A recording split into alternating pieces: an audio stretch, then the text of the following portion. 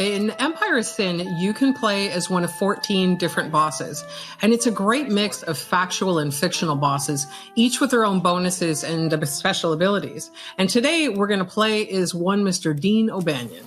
Okay, so tell me a little bit about Dean. What's his background? What kind of person is he? Well, he grew up in Chicago, actually, in an area known as Little Hell. And in spite of that, or possibly because of it, Dean had strong ties to the church, which influenced many of the decisions he made, but clearly not all of them.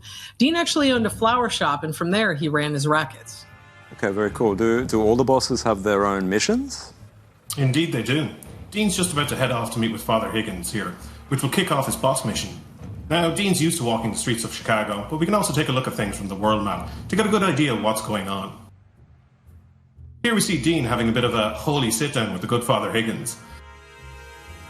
Now, Father Higgins has received word that a brothel has opened up in a neighbourhood nearby, and if there's one thing that Dean cannot abide, it's brothels. There are several things Dean could pick to say here, but he does what he needs for the good of the church.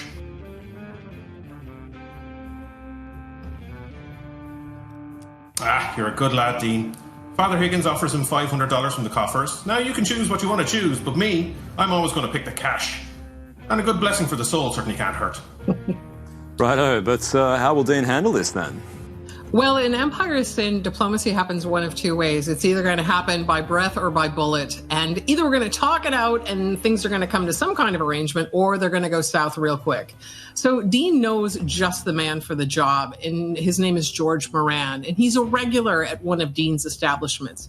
You can see him there at the bar. So George is tight with the church too, but his morals are pretty loose.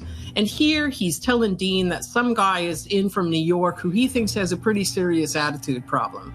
And George wants Dean to keep an eye on him, but Dean already knows a bit more. Now, the story ends up taking some surprising turns and getting pretty deep, but for now, Dean just wants to get the good father's deed done. Okay, but it doesn't really sound like a one-man job. Is he going to get any help? Oh, that's what I'm thinking too. In Empire of Sin, there are 60 gangsters of varying skill levels that you can hire to join your crew. Me, I'm going to go ahead and I'm going to hire on Maria Rodriguez and Guido Cerrone. Now, I fought with these guys before, and they're fantastic. Gangsters develop loyalty to their boss the longer that they work together, and they also have an individual attribute called morale, which affects how they perform. We know that every boss in Empire of Sin has their own combat ability. What's Dean's speciality? Oh, yes. Dean's combat ability is a ranged attack known as blasphemy. Now, there were many accounts of Dean's brutal attacks during the Chicago newspaper wars where O'Banion and his crew were known as sluggers, and they would beat up the competition for rival newspapers.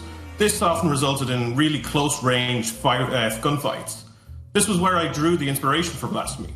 Using this move, Dean will fire a custom shotgun slug at the target, and when the slug hits the target, it explodes. But I really wanted to add something extra, something that would give this ability a bang.